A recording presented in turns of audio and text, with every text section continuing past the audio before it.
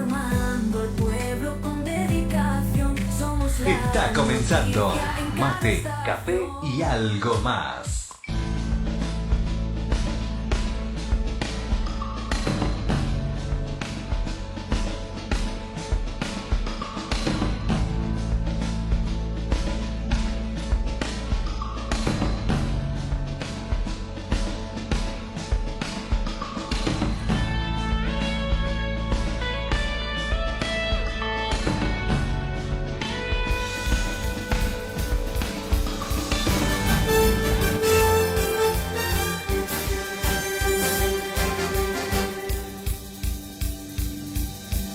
Tribuna repleta.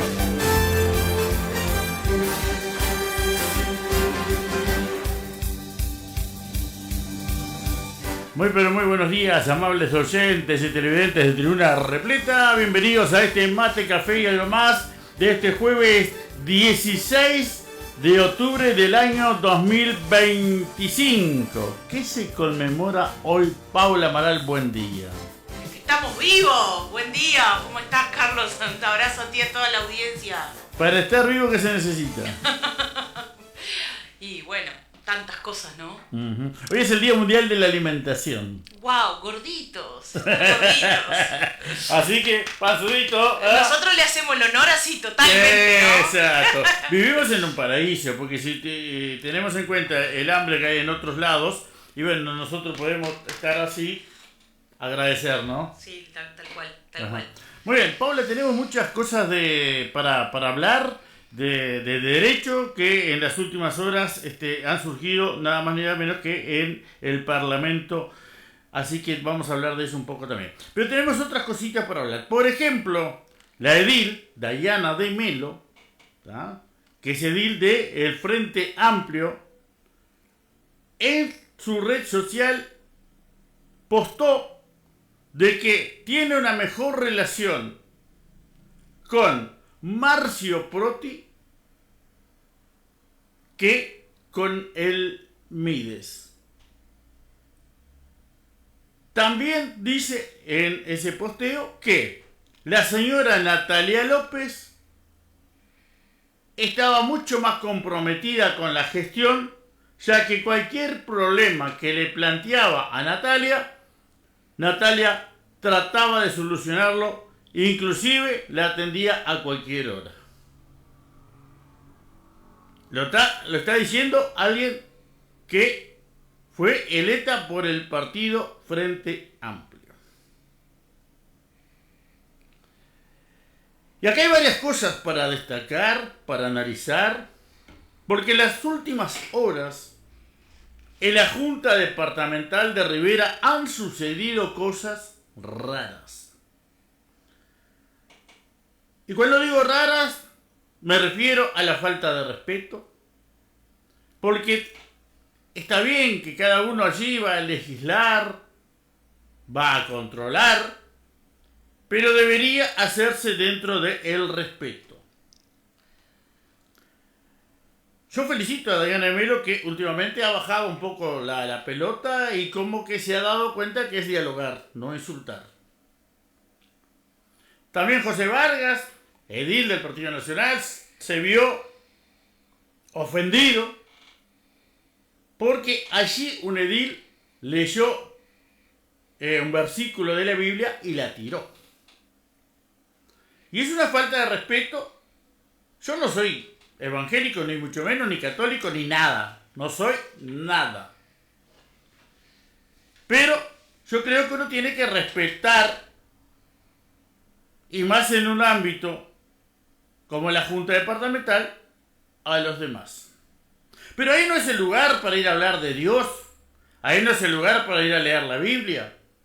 Ahí es un lugar para legislar, para ver lo que está bien y está mal, pero también para proponer cosas.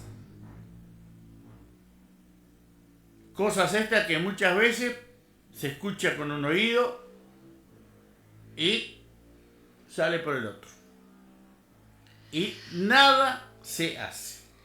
Es lamentable que de unos tiempos para acá la Junta Departamental se ha perdido tanto prestigio.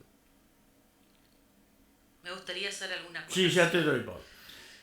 La incendiaron.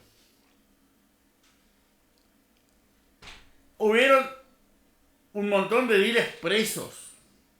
De ahí para acá,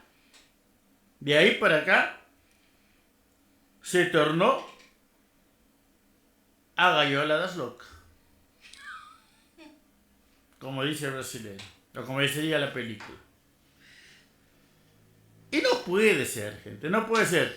Yo estoy de acuerdo que cada uno defienda su tesitura, que defienda lo que haya correcto, pero también con sentido común. Porque, por ejemplo, hay un edil que quiere que sea todo por sorteo en la Intendencia de Rivera, cuando su partido en la Cámara de Diputados y Senadores vota lo contrario. Pónganse de acuerdo, muchachos. Mariano Camacho nos pasó a nosotros un video donde... Sin embargo, y no estoy defendiendo la Intendencia de Rivera porque todo el mundo sabe que estamos peleados, en la Intendencia de Rivera, desde el periodo pasado entraron solo 14 personas. ¿Ya? Entonces, si usted no está de acuerdo con su propio partido y su propio partido a nivel nacional le está diciendo una cosa y usted está diciendo otra, vamos a ponernos de acuerdo. Y espero que la Junta Departamental de Rivera sea un lugar donde se discutan ideas, pero que prime la amistad, que prime el respeto y que sobre todo prime el departamento. Paula. Bueno, con respecto a todo lo que mencionaste, lo primero que quiero decir es que reconozca Natalia, esta gurisa como es Dayana de Melo, que reconozca que Natalia está comprometida con la gestión. Está interesante porque últimamente los partidos parece que se alinean con su ideología y bueno, y no pueden decir nada a favor del otro bajo ningún concepto. Digo, eso me parece que está bien, que es lo correcto, pero además es la verdad, porque Natalia realmente es así. Yo lo puedo decir que cuando militaba y trabajé por Cabildo Abierto, siempre me ayudó, cualquier consulta, solicitudes, informaciones incluso de situaciones que se vivían en determinados barrios o lugares para que el MIDES pudiera auxiliar con la competencia que tenía. Entonces digo, no está diciendo nada más que la verdad, pero que me parece que es una práctica que hay que imitar. Porque nosotros no somos dueños de la verdad y la justicia. Y reconocer cuando el otro hace bien las cosas nos dignifica más a nosotros que lo que estamos propiamente diciendo. Primer término. Segundo, el tema de la Junta Departamental, y voy a ser cortita porque me interesan más los otros temas que me parece que son de interés a nivel nacional. Nada más la Junta es el reflejo de lo que es Rivera. A mí... Vos decís, algo raro, falta respeto. Orden del día, querido, lo común de hoy. Nadie respeta a nadie, no hay ética, no hay profesionalismo, no hay nada, ¿no? Lástima que se llegue a esos términos en una institución donde debe velar por el ciudadano, por el departamento y por la necesidad del ciudadano, ¿no? Si hubo esa actitud, que no sé quién la hizo, pero escuché lo que dijiste sobre el versículo bíblico y demás, bueno, acá hay una discriminación por religión, por culto religioso. Ese tipo de actitudes no se permiten, estar legislado en la Constitución y de ahí para arriba. Esto fue hecho, ¿verdad? Me voy a interiorizar más en las próximas horas. No sé si fue a modo de... porque tengo que fue a modo de crítica. No sé si nos fue diciendo, bueno, acá dice tal cosa y la tiramos porque en total no se hace lo que dice. Y es lamentable, ¿no? De cualquier forma creo que no es lo correcto, ¿no? Es lamentable realmente que esté sucediendo ese tipo de cosas, porque en definitiva tampoco se ocupan de lo que corresponde. No es esa la competencia de la Junta. Autoanálisis, ¿no? Creo que todos debemos hacerlo. Y no con esto estoy diciendo que uno está bien, el otro está mal. Creo que es en conjunto el autoanálisis. Porque si nosotros luchamos para ser ediles, recibimos los votos y estamos ahí para representar una determinada cantidad de gente que nos votó, vamos a cumplir lo que tenemos que hacer. Y yo, por ejemplo, felicito a Dayana de Melo pues, en el sentido que ella se hizo sentir y se metió en el mundo de los poderosos que estaban ahí. ¿Tá? Ella lo logró nunca estuve de acuerdo con la forma como lo hace. Sí, yo tampoco. ¿tá? Pero aparentemente están haciendo otra Dayana de Melo, que se está dando cuenta que... Se está puliendo. Exacto, que el diálogo se puede decir lo mismo de diferente manera. De diferentes formas. Claro. Y con diferente actitud. Exacto, y sin estar insultando y enfrentándose a los demás. Por supuesto. ¿tá? Por supuesto. Y lo mismo creo que de José Vargas, porque yo creo que acá se partió el departamento en el ámbito político entre la oposición o parte de la oposición y el legislativo. ¿tá? Y creo que eso le hace mal al departamento. Primero, que el legislativo no escuche a la otra parte. Que no se hagan los informes pedidos, de que siempre porque tienen la mayoría, inclusive se escucha muchas veces en la Junta, tenemos la mayoría. Cayó Roma. No, creo que eso demuestra también la falta de preparación, ¿no? Porque a veces aspirar a un cargo político que muchos aspiran, no se dan cuenta que para eso hay que tener determinada preparación. Dayana en uno de los comentarios que hizo, dice que hay ediles así que sacan 20 votos si fuera por ellos, que van por el paquete. Y yo siempre estuve en desacuerdo de votar el paquete. Hay que votar... Bueno, yo quiero poner, por ejemplo, a fulano tal de intendente. El voto acusado tiene que ser permitido. Yo tengo que elegir los mejores, no un paquete que me dan. Porque la verdad es así, es un paquete. Y desde que nacen las elecciones internas, se vota el paquete. Y no me vengan que las internas... No, porque si no tenés plata para bancar, no llegás. Exactamente. Muy bien. Paula, ¿Qué temita? pasaron cosas importantes en la Pasaron semana. Una es la ley que habilita a que el gobierno se haga de bienes que, según se dice, hay más de 90.000 padrones que están o abandonados o con deudas impagables.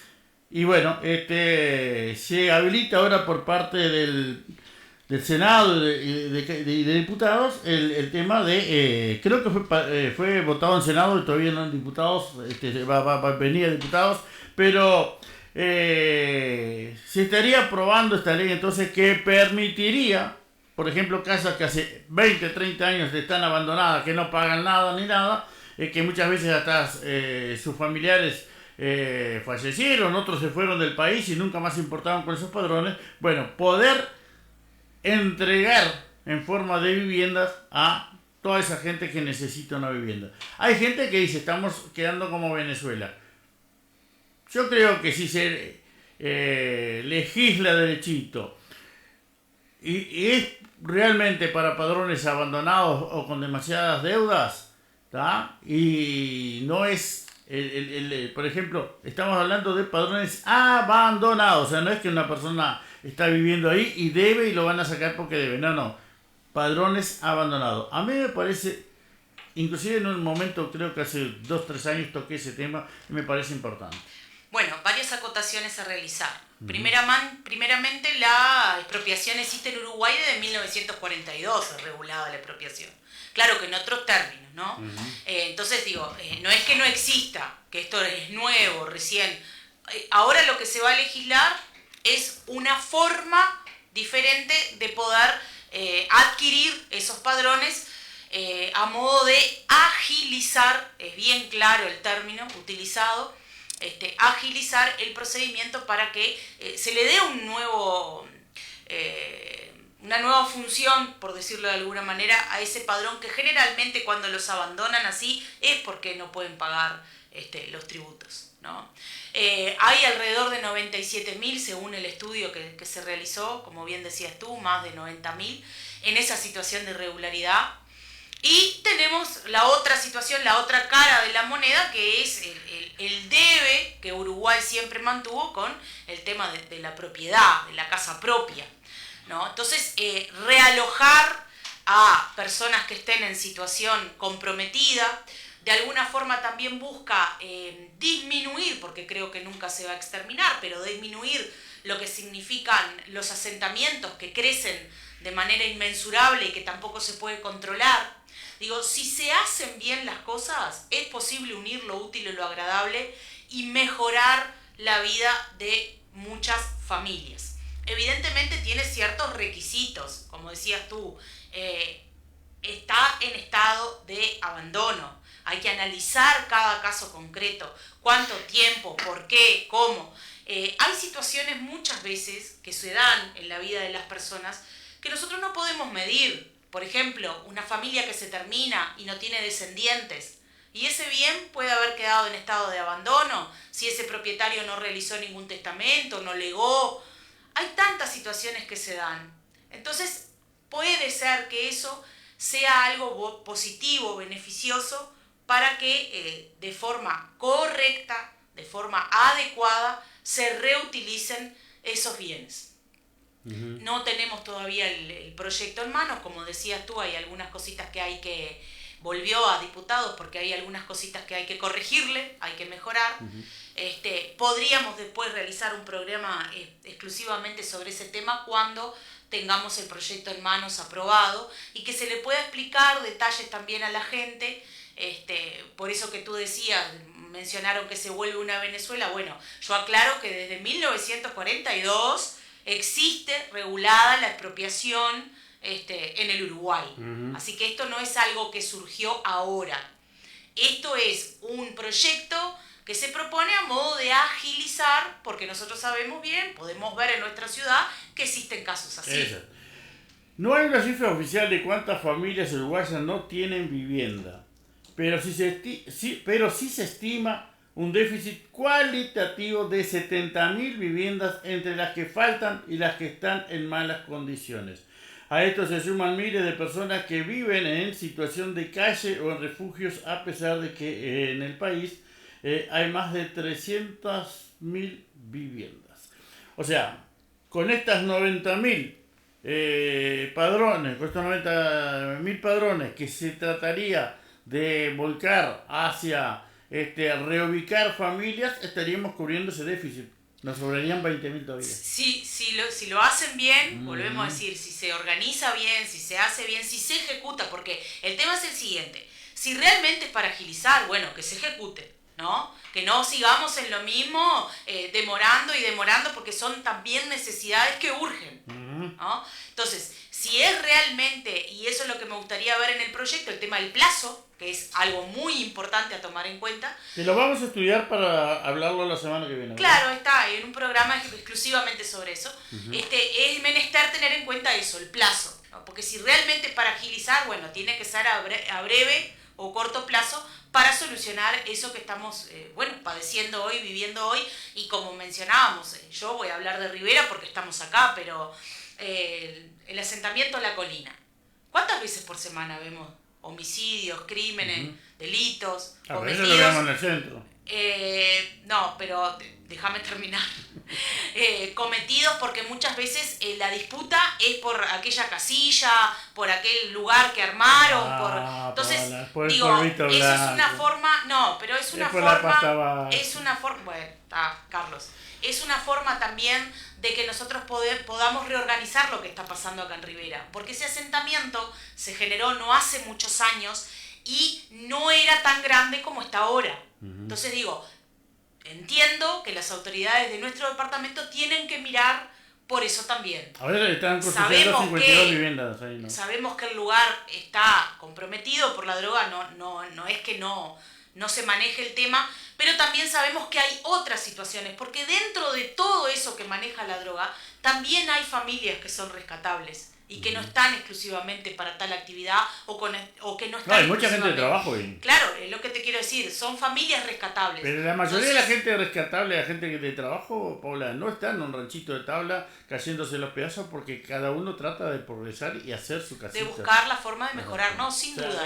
Son situaciones diferentes, me parece. Pero hoy en Rivera tenemos ese problema, básicamente tenemos ese problema. Y bueno, y también hay otros problemas que se da en otra situación o en la contracara del Estado, que son las asignaciones de vivienda del banco hipotecario, que muchas veces también la burocracia no permite que la reasignación sea de forma eficaz o rápida, a gente que aspira a eso, ¿no? Estoy hablando de personas que también se inscriben, que aspiran, que pueden pagar incluso en situaciones una cuota módica.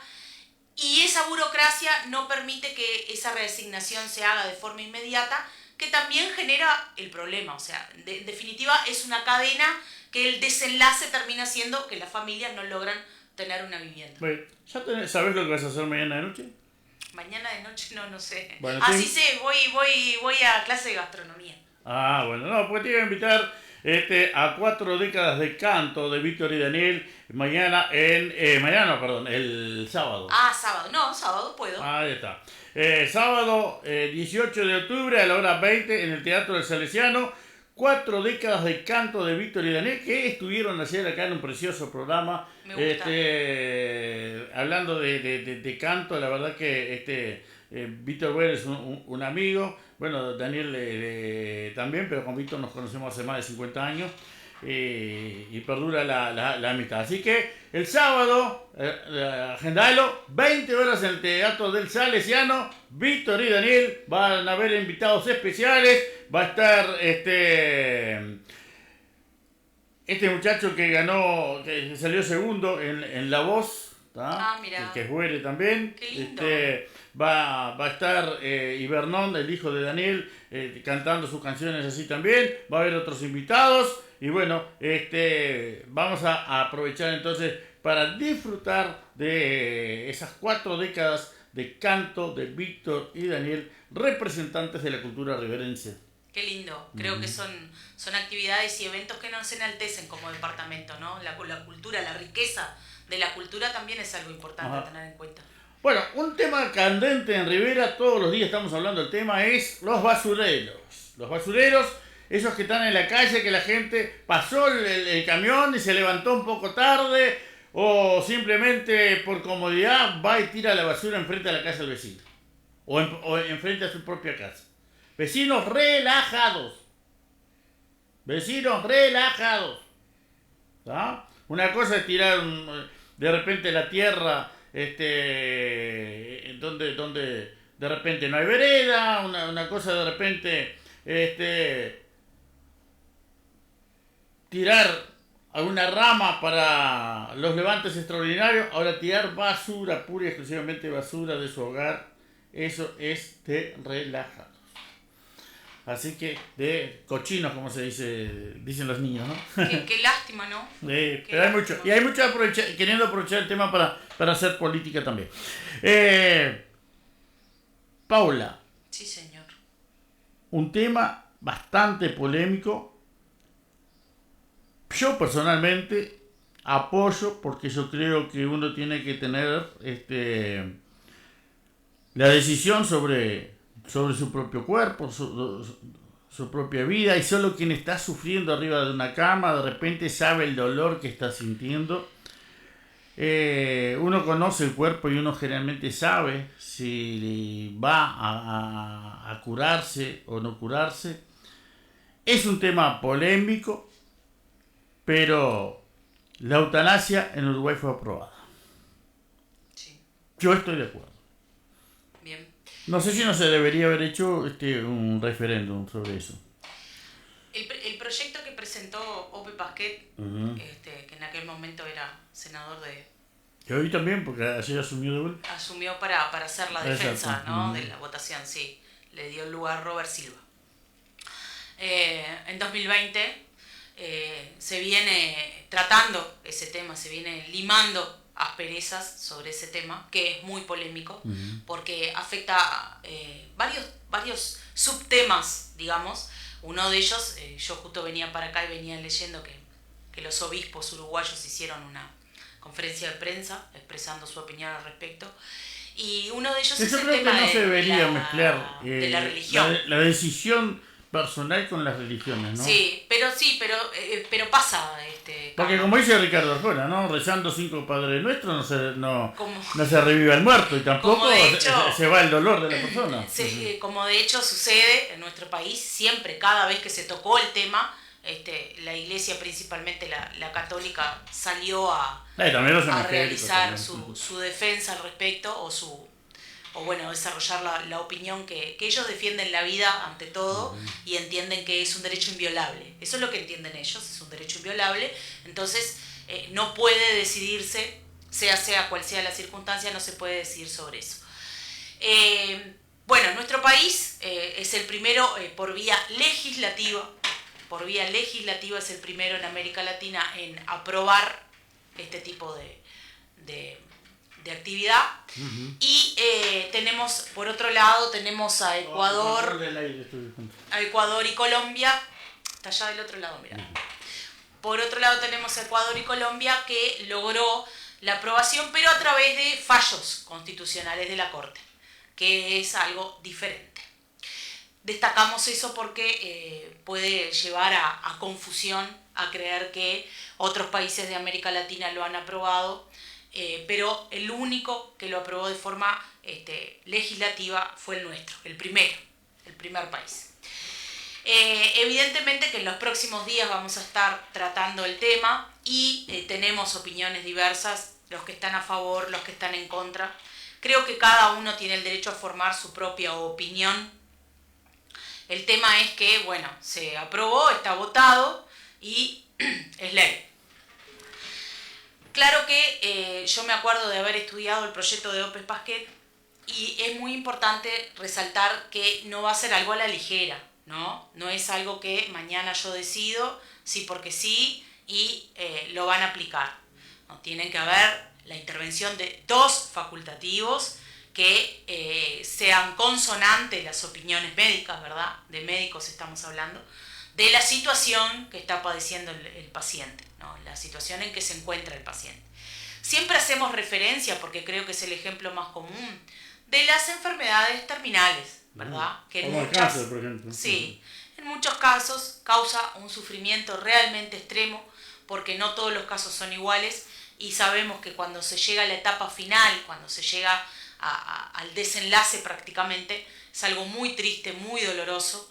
Entonces lo consideran o lo entienden como una forma de aliviar. Te estoy llamando a Melanie para que venga a prenderme el aire acá. Aliviar ese dolor que esa persona está sintiendo, ¿no? Yo, desde mi punto de vista, creo que todas las opiniones son respetables, porque para estar en el pellejo del otro es algo muy difícil. Porque yo puedo hablarlo hoy, dar mi opinión hoy, estando sentada acá contigo, sana, completamente sana, y sin sentir dolor de nada, y no tener nada. Y es muy diferente escuchar a la persona que está padeciendo día a día ese dolor, o que está inmovilizado, o que no puede autosustentarse por sí mismo, en el sentido de que los demás o terceras personas tienen que hacerle. Entonces, digo, es algo tan delicado, es un hilo tan fino, que tampoco opinar en el sentido de forma ligera o liviana, o tampoco despotricar diciendo no, porque lo importante es tal cosa y no lo otro. Yo creo que hay que estar en el lugar de cada persona, que es lo que hoy realmente se olvida, es lo que hoy se deja de lado, el estar en el lugar de, el ponerme en el lugar de, para poder hablar de la situación. Entonces, llamar a reflexión a cada uno de nosotros. Cada uno puede formar su opinión, todos somos capaces de formar nuestra opinión de acuerdo a nuestra experiencia de vida, a nuestras creencias, a nuestras convicciones. Pero hoy, en Uruguay, la eutanasia es ley. Punto y aparte. Muy bien. Bueno, ya tenemos a Melanie acá, aire frío. Gracias, Melanie. Gracias, porque la verdad que está bastante... Ahora viene el tiempo, ¿no? Sí, ahora viene de los calores. Tema del aire. Paula, dentro de la legislatura uruguaya, o sea, ¿qué te parece a ti que sería urgente de poder presentar un proyecto que diga esto nos cambiaría la vida a todos? Bueno, ¿Tenés alguna opinión formada de eso? Hay más de un tema, ¿no? Que se puede tratar, de que nos cambiaría la vida a todos, y creo que pasaríamos horas hablando acá, ¿no? Yo tendría mi punto, por ejemplo. Bueno, o serían, en realidad serían capaz que 3 o 4. Primero, educación vial obligatoria desde la educación primaria. Educación financiera, ¿tá? Me parece algo muy, pero Importante. muy importante. Y sobre todo, después el tema, por ejemplo, de poder tener un conocimiento básico de primeros auxilios a nivel ya se hace hoy en día en algunos casos, por ejemplo, bomberos Merín, etcétera, etcétera. Pero de que realmente tuviéramos una educación práctica. Bueno, yo por ejemplo, y capaz que me remito a alguna parte de los proyectos que presenté en su momento, que consideré como importantes, que estamos viviendo en Rivera, yo haría referencia a un mejor acceso de salud. Yo creo que está fallando muchísimo hoy la salud en nuestro país, en varios aspectos. También la población, ¿no? Pues no sabe distinguir a veces lo que es una emergencia de una urgencia, y por eso muchas veces también se junta principalmente en las emergencias un montón de gente que capaz que una novemina, que es lo que le terminan recetando, se soluciona. Sí, pero yo creo que de la otra parte, que son los que son instruidos para saber atender, los que tienen conocimiento, los que trabajaron y estudiaron para estar en esa posición hoy, creo que tendrían que cambiar totalmente el proceder. Porque tal vez sí falta conocimiento de que la gente no Humanizar más el sistema. No sepa la urgencia de la emergencia, pero tú concurrís a ese pedido de auxilio porque algo te pasa. Y no es justo, como yo escuchaba hace un par de días una madre, con 4 horas en una sala de espera con un niño de 40 grados. Sí, de 40 grados de temperatura. Ahí está, en Artigas. ¿A vos te parece puede dar una convulsión, que eso no es una falla? Me parece que es una falla y muy grande. Entonces, como hoy estamos siempre tratando de naturalizar las cosas y no ver la gravedad de ese hoyo que viene creciendo día a día y que todos estamos inmersos en él, tendríamos que empezar por cambiar lo que es el acceso a la salud. No puede ser que hoy tú tengas un problema, seas socio de cualquier mutualista, y no voy a nombrar ninguna, no me interesa hacerle publicidad a ninguna. Cualquier mutualista o incluso el hospital hace. Y tú vayas a pedir una consulta, Carlos, por un problema que tú estás padeciendo, y esa consulta no sea menos de 2 o 3 meses. Para que 6 y un año también. Bueno, para que tú, te pongo los más frecuentes, que son los que yo tengo acceso y los que escucho también. Demores 3 meses, o sea, tú 3 meses con ese dolor, tú 3 meses quizás automedicándote, tú 3 meses quizás eso creciendo, ¿no? Aumentando, y tú sin saber porque no tenés acceso. Entonces yo hablo del acceso, que quede claro, hablo del llegar al médico. Eso que nos está pasando hoy por hoy no puede ser. ¿Puedo agregarle algo a lo que tú decís? Sí, claro.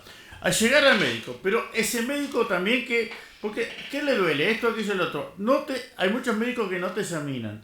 Hay muchos médicos que Ni te miran. Porque acá hay un problema en el Uruguay que es muy fácil de detectarlo. Pasás para el otro lado y ya ves la diferencia. Por ejemplo, de la atención en un simple puesto de nafta. En una estación de servicio ya ves la diferencia de atención. El empleado público acá, no son todos, obvio que no, pero la gran mayoría se olvida que el que está enfrente es el patrón. Ay, pero en realidad tú vas para una molestia. Tú vas para molestar, no para pedir. Entonces, digo, la atención del empleado público acá en Uruguay es pésima. ¿No? Y no escapa a la salud. Por ejemplo, varias veces publiqué de enfermeras ya que estaban por jubilarse de repente, y cuando entraban algunas me pasaba: Carlos, quisiera que vos vieras esto acá, no caminan, desfilan por el hospital. Varias quejas de enfermeras que las veían, y por ejemplo vas a alguna policlínica y te atienden mal. La nurse se cree más médica que el médico. Las enfermeras lo mismo, retan a la gente, porque es así, retan a la gente. O sea, qué falta de respeto, ¿no? Vos sabés que yo te escucho hablar y como sé que es así, y también sé otras cosas de irregularidades que hay, y como no hay control porque no hay quien le ponga realmente los puntos sobre las IE, aquello, como te dije recién, va creciendo y se vuelve lo que está ahora, un relajo. Ahora, si vos me decís, y Paula, ¿y qué sabés? Y si, por ejemplo, yo te diría que sé que hay enfermeras que vienen y ponen el dedo, o nurse que vienen y ponen el dedo y se van a acostar a dormir la siesta, por ejemplo. Y eso no hay control. ¿Y por qué no hay? Y preguntás, pero ¿y por qué no hay control? ¿Por qué no se puede hacer una denuncia? Si esto es una policlínica, una atención barrial a determinado perímetro de ciudadanos de tal lugar X, y te dicen no, porque como los médicos lo hacen también, entonces hay una combinación entre fulano con fulano, pero decime vos. Y después tú vas a hacer un sumario administrativo o vas a hacer una investigación administrativa y resulta que son inamovibles los tipos. También hay aquello que a veces hay turnos de 24 horas que los tipos no comen, no duermen. También hay falla del sistema, y principalmente en el interior donde hace falta más cantidad de médicos y los médicos no quieren venir. Carlos, si falla el sistema hay que modificarlo, punto. Yo no estoy atacando el sacrificio de los médicos. Entiendo que hay gente, como en todo trabajo y en todo lugar, que ama su profesión, que se dedica pura y exclusivamente a ella, que cumple, que es leal, que es honesto. Pero si el sistema está mal, hay que modificarlo. Entonces, sería el proyecto, ahí voy a cerrar, claro, voy a cerrar. Sería el proyecto que yo presentaría, que considero que cambiaría la vida. ¿Y sabés por qué te digo de todos? Porque capaz que hoy vos estás con 20 años y no te pasó nada, pero pasado mañana tenés un accidente de tránsito y con 20 años tenés problemas. Porque vos decís, no, porque yo soy sano, generalmente la gente de mayor edad, error. Porque tú nunca sabés cuándo te va a presentar un problema de salud. Y por ejemplo, el accidente de tránsito, lamentablemente, es una de las causales que te modifica la vida, la salud, tu salud, para el resto de tu vida, ¿no? Entonces, nosotros en todos los parámetros de las edades tenemos que tener ese acceso libre, ese acceso, darle la jerarquía e importancia que se merece. Porque si no, nosotros vamos a llegar a un punto que vamos a estar, como en otros países del mundo existen, que si no pagás un seguro de salud que te consume la vida, no vas a poder tener atención. Ajá. Hablamos de derecho. Dentro del derecho, Paula, por ejemplo, no me atienden derecho, hago una queja en la oficina de usuarios, ya sea de ACE, de cualquier mutualista. Después, ¿cuáles son los pasos legales a seguir si yo encuentro, por ejemplo, de que no fui atendido como debo? ¿Puedo, por ejemplo, iniciar un juicio? Yo creo que nosotros siempre, en primer término, debemos formular la denuncia, tanto ante la institución y los órganos superiores, ¿no?, por escrito. En primer término... Cuando hablamos de órganos superiores, en el caso de la salud, al Ministerio de Salud Pública. Si pasa un hecho en el Hospital de Rivera, podemos ir a ACE, podemos ir al Ministerio, siempre vamos subiendo escalas, ¿no? Primero, por escrito, porque muchas veces la gente quizás lo relata, lo dice, habla con alguien y cree que con eso es suficiente, y lo digo porque también yo he escuchado, yo hice la denuncia, pero ¿cómo la hice? No, yo hablé con el encargado. No. Ahí tocaste un tema lindo que yo siempre le aclaro a la gente. Una cosa es hacer una queja y otra cosa es hacer una denuncia. Claro, entonces la denuncia por escrito, ¿no? Si yo voy a denunciar un hecho, evidentemente que me sucedió a mí, que yo padecí, nombre, cédula, domicilio, el relato, ¿no? Si usted no puede tener acceso a un profesional, no tiene... hágalo usted mismo. Hágalo usted mismo, pero hágalo, porque también está el problema que nosotros dejamos pasar las cosas y después cuando se vuelven incontrolables nos quejamos. Entonces siempre es importante relatar lo que sucedió. ¿Es una molestia? ¿Pasamos mal? Pasamos. ¿Tenemos que correr atrás? Sí. Pero si nosotros seguimos dejando que todo suceda y que se naturalicen las cosas, que se politicen las cosas, porque también está eso, no, yo voy a hablar con... No. Vaya al órgano competente, vaya a la autoridad competente, para que eso tenga de alguna manera una solución. Entonces, tenemos errores de conceptos muy grandes. Creemos que todo se soluciona, el trabajo se soluciona a través de un político, que un problema que yo tengo se soluciona a través de un político, que yo me saco la multa a través de un político. Entonces, estamos así todos. Yo consigo algo a través de la radio. Claro, pero estamos así todos. Entonces, hay un error de concepto importante. Yo tengo que ir por la vía que corresponde. ¿Tá? Suceda lo que suceda, tengo sí que denunciar, en primer término eso, y contesto tu pregunta diciendo, si existe mérito después que usted se asesore con su abogado de confianza para iniciar un juicio, para que se lo indemnice y para que las cosas sean realizadas de forma adecuada, si son remediables, porque también en la salud pasa eso, que a veces hay situaciones que no son remediables, ¿no? Usted lo tiene que hacer. Puede ir a su abogado y de ahí iniciar un juicio civil de daños y perjuicios, solicitar la indemnización si hubo daño moral, si hubo daño emergente, si hubo lucro cesante, todo eso su abogado lo va a poder informar. Evidentemente no hablamos en generalidades porque cada caso es un caso, son incomparables, cada situación, a veces hay situaciones gravísimas, como lo que sucedió con la niña, ahora me acordé, Agustina, ¿verdad? Era el nombre de ella. Casos gravísimos, los padres iniciaron procedimientos. Entonces digo, hay situaciones que son de mayor gravedad y otras no tanto. Bueno, yo me di cuenta de una cosa que hace días que está levantado esto acá y capaz que por eso le tapa un poco el rostro. Ahí ya anda. Bueno, Paula, ¿cuál sería su proyecto y cómo se podría implementar ese proyecto?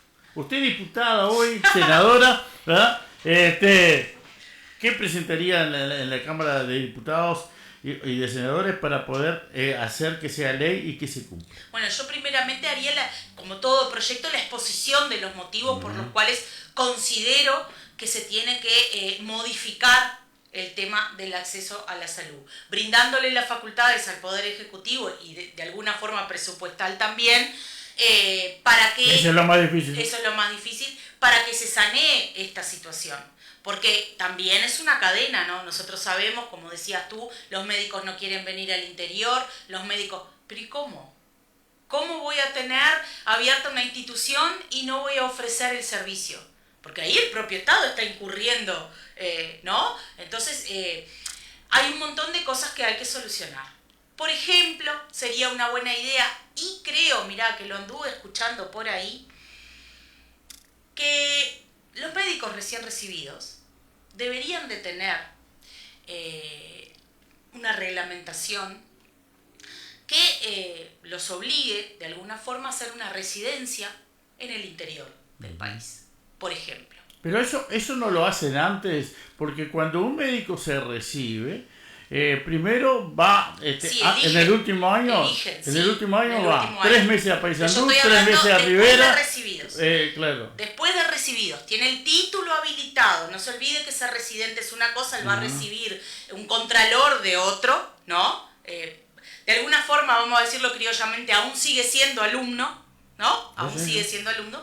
El famoso practicante. Que está, entonces no es lo mismo. Yo hago referencia a que esa obligación exista después de recibido su título. Vamos a suponer que usted le gustaría, no todos, o casi la mayoría quedan en Montevideo, pero a usted le gustaría volver a su ciudad natal, como me pasó a mí. Yo me recibí y al otro día estaba acá. Entonces, darle la oportunidad que vuelvan a brindar ese servicio en la ciudad natal. Usted va a elegir especialización después o no. Eso depende, no está dentro de la prioridad. Pero usted puede venir a brindar ese servicio a su ciudad natal y de alguna forma, no sé cuántos médicos se reciben por año, pero he visto los titulares y son muchos.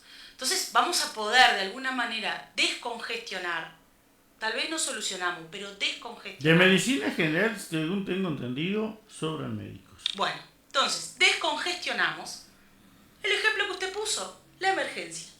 La puerta de emergencia que siempre colapsa, que siempre está llena, que no pueden atender, que siempre... Yo los que escucho, que tengo más de un cliente médico, escucho eso.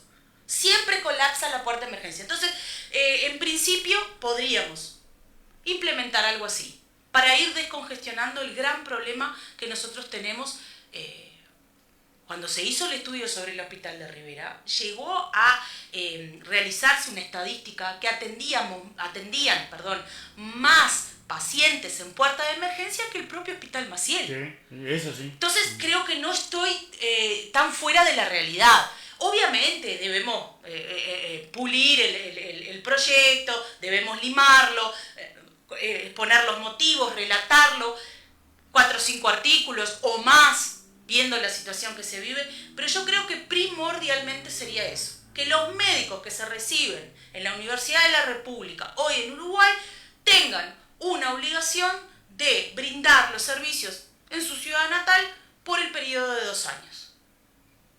Entonces ahí empezamos a los que no quiero ir al interior. ¿Qué es eso de que no quiero ir al interior? Usted va, usted jura, usted dice que quiere salvar vida, pero... Entonces, concentramos siempre en un lugar solo, como si Montevideo y Canelones fueran el centro del mundo, y dejamos el resto sin poder tener asistencia. Yo creo que hay fallas de varias cosas del sistema también, que sería algo a implementar y a modificar. ¿De dónde se sacarían los recursos, por ejemplo, para hacer con que ACE tenga principalmente en el interior más presencia? Cuando digo más presencia es justamente en las puertas de emergencia o en las urgencias, donde muchas veces hay una urgencia y hay que llamar al médico que está de repente de retén en la casa, porque el especialista generalmente no está en el hospital, está en la casa. Y a veces de repente están en una reunión y no atiende el celular. Hay un montón de... Hay un montón de cosas y aparte es tan gracioso eso de que, claro, cada uno entiende de su profesión, ¿no? Pero un médico solo se reparte en 40.000 servicios. Yo realmente no entiendo cómo se puede permitir eso cuando una persona sola físicamente no puede estar en más de un lugar. Entonces, digo, también creo que eso se juega mucho con ese tema y por eso suceden muchas veces las negligencias, porque hay responsabilidad. O sea, si yo estoy de retén en un servicio, es ese que tengo que cumplir, no 4 o 5. Eso también hay que hilar muy fino en ese aspecto porque es delicado. Son 99 diputados y 31 senadores, ¿verdad? ¿Por qué no sacarle 100.000 pesos a cada uno y pagarle a... Bueno, sí, es un proyecto que ya se lanzó por las redes, no solo suyo. Hay no, sí, ya vi que me copiaron algunos. Sí, hay apareció los otros días uno que hablaron de eso, pero yo estoy segura que eso jamás se va a implementar, se va a implementar. Pero si se hace por un referéndum que se haga ley. Sí, así como no se cumple la LUC, no se cumplen otras cosas. Tampoco se cumplen los referéndums. No se cumplen. Lo dijo usted y lo digo yo y lo puede decir toda la población del país. Eso ya hemos tenido ejemplos. No se respetan los referéndums. No. Ya hemos tenido ejemplos. Y se van líderes y vuelven líderes. Porque a veces piensan que uno habla porque perteneció o pertenece a un partido. Y no es así. No es así. Independientemente del color. No me interesa el color, no me interesa la ideología. Entra un líder nuevo y se retira un líder y siempre seguimos en la misma. Estamos muy light nosotros, ¿no? ¿Podemos pelearnos un poco? No, yo no quiero pelear, quiero no paz. Pelear. Quiero paz, yo le iba a preguntar si existe su partido todavía. Mi partido, usted está comprometido, yo sé que sí, y bueno, me da mucha tristeza, ¿sabe, Carlos? Sí, a mucha gente, porque en su momento, fueran o no cabildantes, mucha gente que inclusive le pone la frase, se terminó el recreo de Cuquito, que no tiene nada que ver, que no fue de Luis Lacalle Pou, la frase, sino que fue de Manini, y mucha gente se creyó eso, y bueno, ver hoy, aparte de ese partido, más afiliado a lo que es hoy en día la izquierda, principalmente a quien fue militar, duele mucho. Me da mucha tristeza porque uno depositó mucho trabajo, mucho tiempo. Y la cara, ¿no? Porque uno le salió... Uno pagó un precio porque la gente que piensa que hacer eso no pagas un precio. Yo pago el precio hasta el día de hoy de gente que me dejó de saludar porque soy... No puedo creer una Sí, cosa señor. De atención en instituciones públicas, mal atendida porque soy de Cabildo, porque soy cara visible en Rivera de Cabildo. Eso sucede, sí, como no. Que uno no salga a gritarlo a los 4 vientos es muy diferente. ¿Hoy la referente de Cabildo Abierto en Rivera dejó de ser Nasmi y es usted o no? Yo creo que... porque Nasmi se vendió para la 2000. Yo sobre eso ni voy a opinar porque la verdad que no gasto mi tiempo. Pero yo sí me considero referente, pero me considero referente por muchos motivos. Primero porque uno trabajó con total lealtad, con convicción. Trabajé de la forma que trabajé porque creía. Claro, la desilusión, el golpe es duro, uno lo tiene que padecer, lo tiene que procesar y lo tiene que superar. Y cuando digo vendí, no es que se haya vendido económicamente, pero sí políticamente, ¿verdad? O sea, es un término que uno usa, no que la persona está vendida, sino que popularmente ya se vendió. Pero quiere decir que apoyó. Sí. Dejó de creer. No conozco los términos que Nasmi manejó con el Partido Colorado. Sí me invitó, a lo que le dije que no, como le dije que no a 12 dirigentes políticos, lo cual evidentemente no fue una decisión tomada por mí, sino por mi agrupación en conjunto, en equipo. Nosotros decidimos que no íbamos a tomar postura. Está a tiempo de unirse al movimiento 25 de agosto.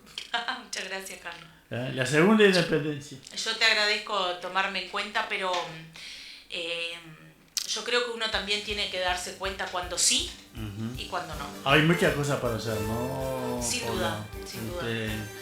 A mí me apena porque la gran mayoría de las personas que están hoy en la política son personas que tienen un poder económico bastante bueno y aprovechan la política aún más para enriquecerse, que en vez de esa vocación de servicio que dicen tener y no la tienen. A mí me apena porque, por ejemplo, voy a hablar por mí, ¿no? Yo nunca había tenido una experiencia de ese tipo. Si bien yo fui socia de, como todos saben, 4 años, estuve trabajando con Gerardo Amarilla, pero a nivel de abogacía, fuimos socios y yo una siempre, cosa es una cosa y otra cosa. Sí, siempre le decía, no, Gerardo, la política no. Él me invitó muchas veces. Y mis padres siempre también me decían, no, mija, la política no, porque, bueno, todo lo que te dicen Estaban en lo siempre. cierto. Todo lo que te dicen siempre. Bueno, nos tenemos que ir. No, ¿ya se terminó? Sí. Chao, Rápido. que pasen bien. Nos vemos mañana. Mañana va a estar José Vargas, edil, y algún otro edil por acá por Tribuna Repleta. Chao.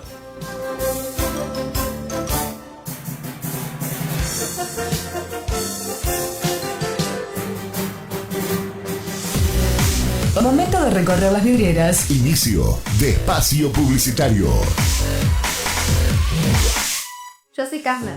Yo soy Casmer. Yo soy Casmer. ¿Y vos qué esperás para cambiarte a Casmer? En Casmer combinamos calidez humana, tecnología de última generación y un equipo comprometido con tu salud. Si sos socio FONASA y tu número de cédula termina en 0, hasta el 31 de octubre